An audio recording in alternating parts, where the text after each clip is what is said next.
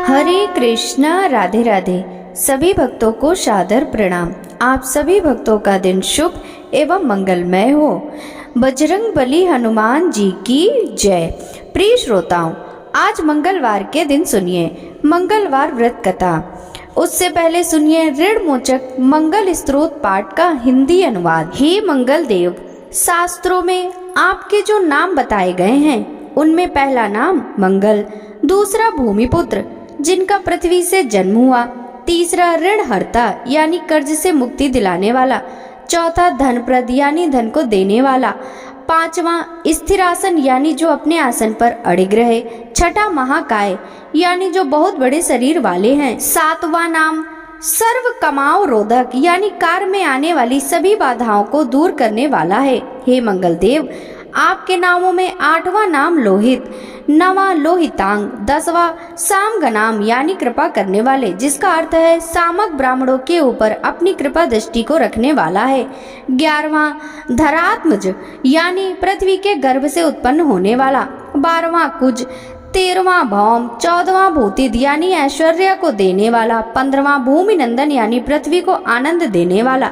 हे मंगल देव, आपके नामों में 16वां नाम अंगारक, 17वां यम, 18वां सर्व रोग पहारक अर्थात समस्त तरह की कठिनाई को दूर करने वाला, 19वां वृष्टिकर्ता अर्थात वृष्टि करने वाली यानी वर्षा कराने वाला, 20वां नाम वृष्टिहर्ता अर्थात बारिश ना कर अकाल लाने वाला, और 21वां नाम सर्व काम फल प्रदा अर्थात संपूर्ण कामनाओं का फल को देने वाला। हे मंगल देव, जो मनुष्य आपके 21 नाम का वाचन सच्चे मन और विश्वास से करता है, उस मनुष्य के ऊपर कभी ऋण यानी कर्ज नहीं होता है और वो अथाह धन की प्राप्ति करता है। हे मंगल देव, आपकी उत्पत्ति पृथ्वी के गर्भ से हुई है। आपकी आभा आकाश में कड़कने वाली दामिनी, आकाश में चमकने वाली बिजली के समान है। सभी तरह की शक्ति को धारण करने वाले कुमार मंगल देव को मैं नतमस्तक होकर प्रणाम करता हूँ। हे मंगल देव, आपके मंगल स्तोत्र का पाठ मनुष्य को हमेशा अपने मन में किसी भी तरह के विकार को दूर कर एवं अपनी पूर्ण श्रद्धा एवं आस्था के साथ करना चाहिए। जो भी मनुष्य इस मंगल स्तोत्र का पाठ करता है और दूसरों को सुनाता है, उसके सभी कष्ट दूर हो जाते हैं। हे अंगारक अर्थात अग्नि की ज्वाला से जलने वाले, महाभाग अर्थात पूजनीय, ऐश्वर्यशाली, भक्तों के प्रति वात्सल्य यानी प्रेम रखने वाले, आपको हम नतमस्तक होकर प्रणाम करते हैं। आप हमारे ऊपर किसी दूसरे से लिया हुआ आधार को पूर्ण करवा कर्ज को हमेशा के लिए दूर कर दीजिए। हे मंगल देव, मेरे ऊपर किसी दूसरे का कोई बकाया हो तो उसे समाप्त कर दीजिए। किसी भी तरह की व्याधि हो तो उसको भी दूर कर दीजिए। हे मंगल देव, मेरी गरीबी को दूर कर अकाल मृत्यु के भय को दूर कीजिए। मुझे किसी भी तरह का डर, क्लेश और मन में दुख हो तो उसे भी हमेशा के लिए दूर कर दीजिए। हे मंगल देव, आपको संतुष्ट करना बहुत ही कठिन है। आप तो मुश्किल से प्रसन्न होने वाले भगवान मंगल देव हैं। आप जब किसी पर अपनी कृपा की बारिश करते हैं तो उसे समस्त प्रकार के सुख समृद्धि देते हैं। जब आप किसी पर नाराज होते हैं तो उसकी सार्वभौम सत्ता को तहस नहस कर देते हैं। हे महाराज, आप जब भी किसी से नाराज होते हैं तो अपनी अनुकृपा दृष्टि से उसे हीन कर देते हैं।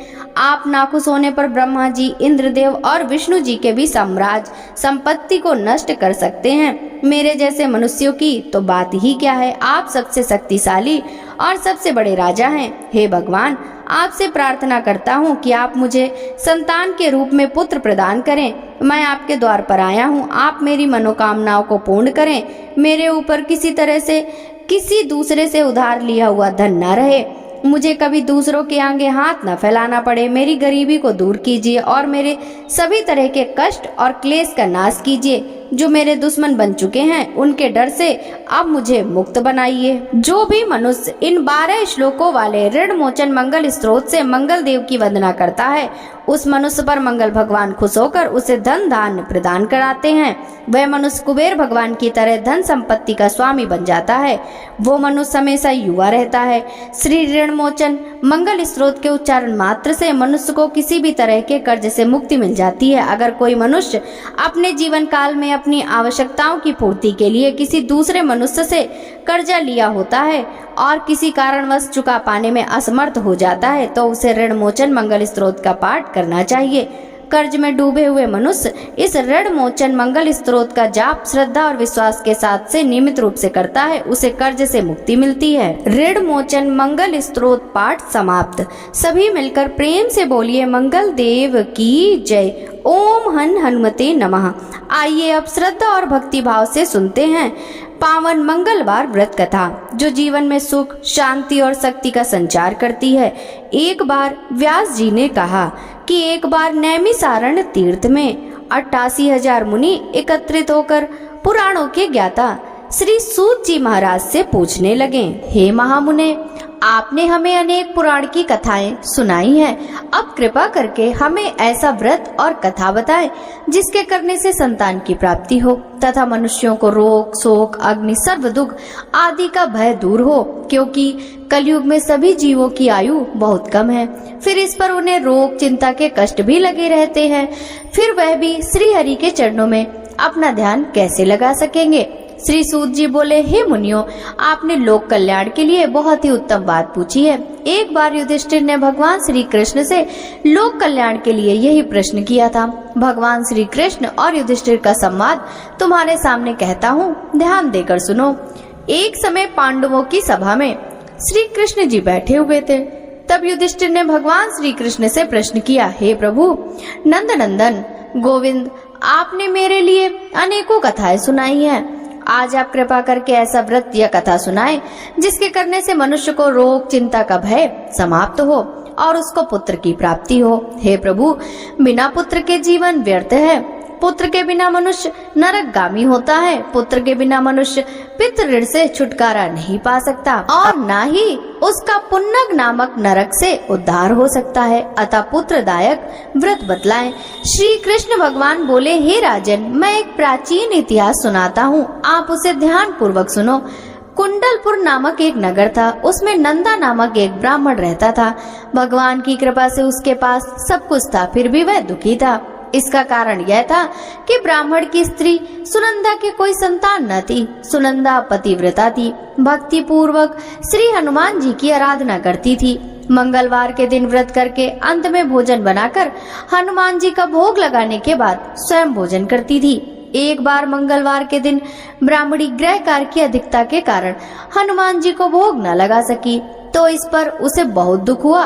उसने कुछ भी नहीं खाया और अपने मन में प्रण किया कि अब तो अगले मंगलवार को ही हनुमान जी का भोग लगाकर अन्न जल ग्रहण करूंगी। ब्राह्मणी सुनंदा प्रतिदिन भोजन बनाती, श्रद्धा पूर्वक पति को खिलाती, परंतु स्वयं भोजन नहीं करती और मन ही मन श्री हनुमान जी की आराधना करती थी। इस प्रकार 6 दिन गुजर गए और ब्राह्मणी सुनंदा अपने निश्चय के अनुसार भूखी प्यासी निराहार रही। अगले मंगलवार को ब्राह्मणी सुनंदा प्रातः काल ही बेहोश होकर गिर पड़ी। ब्राह्मणी सुनंदा की इस असीम भक्ति के प्रभाव से श्री हनुमान जी बहुत प्रसन्न हुए और प्रकट होकर बोले, सुनंदा, मैं तेरी भक्ति से बहुत प्रसन्न हूँ, तो उठ और वर मांग। सुनंदा अपने आराध्य देव श्री हनुमान जी को देखकर आनंद की अधिकता से विह्वल हो श्री हनुमान जी के चरणों में गिरकर बोली, हे प्रभु, मेरी कोई संतान नहीं है, कृपा करके मुझे संतान प्राप्ति का आशीर्वाद दें, आपकी अति कृपा होगी। श्री महावीर जी बोले, तेरी इच्छा पूर्ण होगी, तेरे एक कन्या पैदा होगी, उसके अष्टांग प्रतिदिन सोना दिया करेंगे। इस प्रकार कहकर श्री महावीर जी अंतर्ध्यान हो गए। ब्राह्मणी सुनंदा बहुत हर्षित हुई और सभी समाचार अपने पति से कहा। ब्राह्मण देव कन्या का वरदान सुनकर बहुत दुखी हुए, परंतु सोना मिलने की बात सुनी तो वह बहुत प्रसन्न हुए। विचार किया कि ऐसी कन्या के साथ मेरी निर्धनता भी समाप्त हो जाएगी। श्री हनुमान जी कृपा से वह ब्राह्मणी गर्भवती हुई और 10वें महीने में उसे बहुत ही सुंदर पुत्री प्राप्त हुई। यह बच्ची अपने पिता के घर में ठीक उसी तरह बढ़ने लगी जिस प्रकार शुक्ल पक्ष का चंद्रमा बढ़ता है। 10वें दिन ब्राह्मण ने उस बालिका का नामकरण संस्कार कराया। उसके कुल पुरोहित ने उस बालिका का नाम रत्नावली रखा, क्योंकि यह कन्या सोना प्रदान किया करती थी। इस कन्या ने पूर्व जन्म में बड़े ही विधान से मंगल देव का व्रत किया था। रत्नावली का अष्टांग बहुत सा सोना देता था। उस सोने से नंदा ब्राह्मण बहुत ही धनवान हो गया। अब ब्राह्मणी भी बहुत अभिमान करने लगी थी। समय बीतता रहा। अब रत्नावली 10 वर्ष की हो चुकी थी। एक दिन जब नंदा ब्राह्मण प्रसन्नचित्त था, तब सुनंदा ने अपने पति से कहा, मेरी पुत्री रत्नावली विवाह के योग्य हो गई है, अतः आप कोई सुंदर तथा योग्य वर देख के इसका विवाह कर दे। यह सुन ब्राह्मण बोला, अभी तो रत्नावली बहुत छोटी है।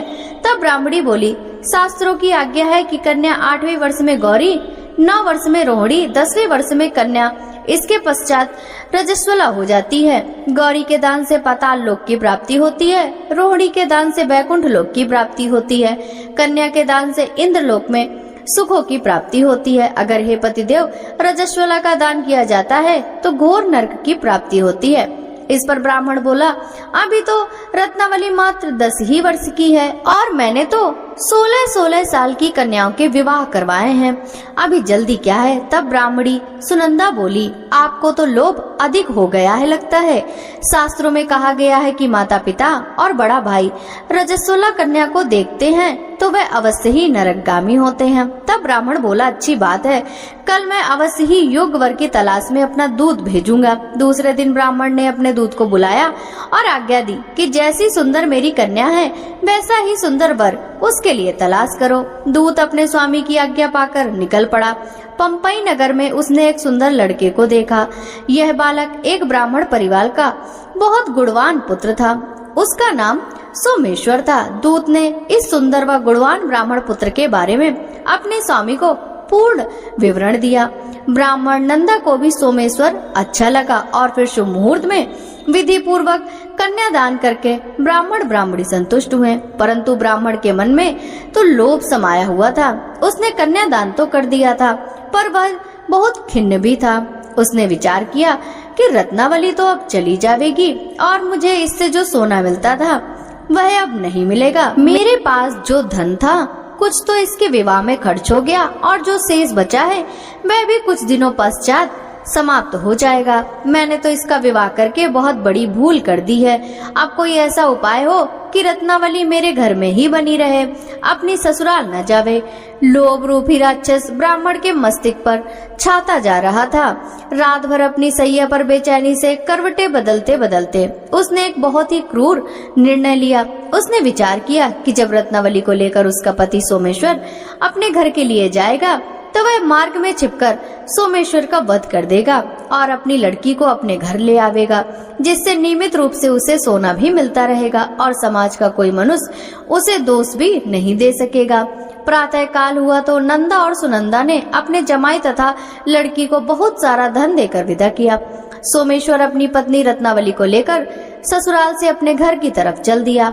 ब्राह्मण नंदा महालोभ के वशीभूत हो अपनी मति खो चुका था। पाप पुण्य को उसे कोई विचार न रहा था। अपने भयानक व क्रूर निर्णय को कार्य रूप देने के लिए उसने अपने दूत को मार्ग में अपने जमाई का वध करने के लिए भेज दिया था, ताकि रत्नावली से प्राप्त होने वाला सोना उसे हमेशा मिलता रहे और वो कभी निर्धन ना हो। ब्राह्मण के दूत ने अपने स्वामी की आज्ञा का पालन करते हुए उसके जमाई सोमेश्वर का मार्ग में ही वध कर दिया। समाचार प्राप्त कर ब्राह्मण नंदा मार्ग में पहुंचा और रुदन करती अपनी पुत्री रत्नावली से बोला, हे पुत्री, मार्ग में लुटेरों ने तेरे पति का वध कर दिया है। भगवान की इच्छा के आगे किसी का कोई वश नहीं चलता। अब तू घर चल, वहाँ पर ही रहकर शेष जीवन व्यतीत करना। जो भाग्य में लिखा है वही होगा। अपने पति की अकाल मृत्यु से रत्नावली बहुत दुखी हुई। करुण क्रंदन व रुदन करते हुए अपने पिता से बोली, हे पिताजी, इस संसार में जिस स्त्री का पति नहीं है उसका जीना व्यर्थ है। मैं अपने पति के साथ ही अपने शरीर को जला दूंगी और सती होकर अपने इस जन्म को माता पिता के नाम को तथा सास ससुर के यश को सार्थक करूंगी। ब्राह्मण नंदा अपनी पुत्री रत्नावली के वचनों को सुनकर बहुत दुखी हुआ। विचार करने लगा, मैंने व्यर्थ ही जमाई वध का पाप अपने सिर ले लिया। रत्नावली तो उसके पीछे अपने प्राण तक देने को तैयार है। मेरा तो दोनों तरफ से मरण हो गया। धन तो अब मिलेगा नहीं, जमाई वध के पाप के फलस्वरूप यम यातना भी भुगतनी पड़ेगी। यह सोचकर वह बहुत खिन्न हुआ। सोमेश्वर की चिता बनाई गई। रत्नावली सती होने की इच्छा से अपने पति का सिर अपनी गोद में रखकर चिता में बैठ गई। जैसे ही सोमेश्वर की चिता को अग्नि लगाई गई, वैसे ही प्रसन्न हो मंगलदेव महाप्रकट हुए और बोले, हे रत्नावली, मैं तेरी पति भक्ति से बहुत प्रसन्न हूँ, तू वर मांग। रत्नावली ने अपने पति का जीवन दान मांगा। तब मंगलदेव बोले, रत्नावली, तेरा पति अजर अमर है, यह महाविद्वान भी होगा और इसके अतिरिक्त तेरी जो भी इच्छा हो वर मांग। तब रत्नावली बोली, हे ग्रहों के स्वामी, यदि आप मुझ पर प्रसन्न हैं तो मुझे वरदान दीजिए कि जो भी मनुष्य मंगलवार के दिन प्रातःकाल लाल पुष्प लाल चंदन से पूजा करके आपका स्मरण करे, उसको रोग व्याधि न हो, स्वजनों का कभी वियोग न हो, सर्प अग्नि तथा शत्रुओं का भय न रहे। जो स्त्री मंगलवार का व्रत करे वह कभी विधवा न हो। मंगलदेव तथास्तु कहकर अंतर्ध्यान हो गए। सोमेश्वर मंगलदेव की कृपा से जीवित हो उठा।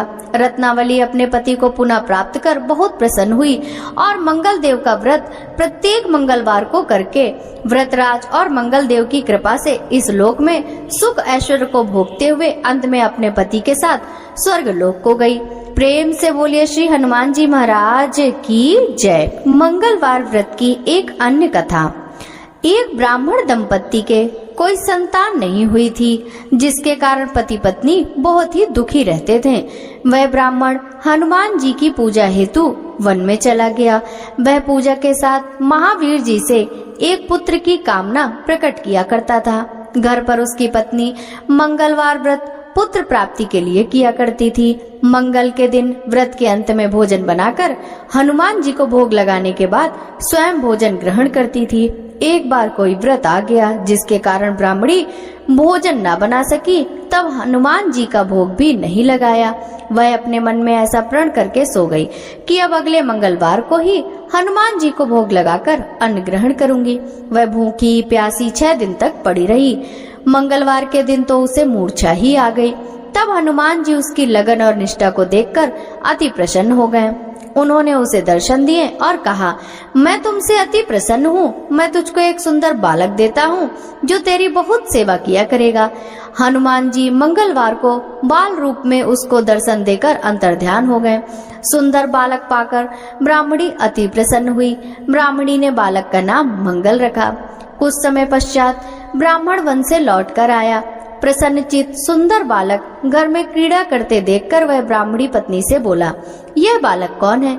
पत्नी ने कहा, मंगलवार के व्रत से प्रसन्न हो, हनुमान जी ने दर्शन दे मुझे बालक दिया है। पत्नी की बात छल से भरी जान उसने सोचा, यह उल्टा व्यभिचारिणी अपनी कलुषता छिपाने के लिए बात बना रही है।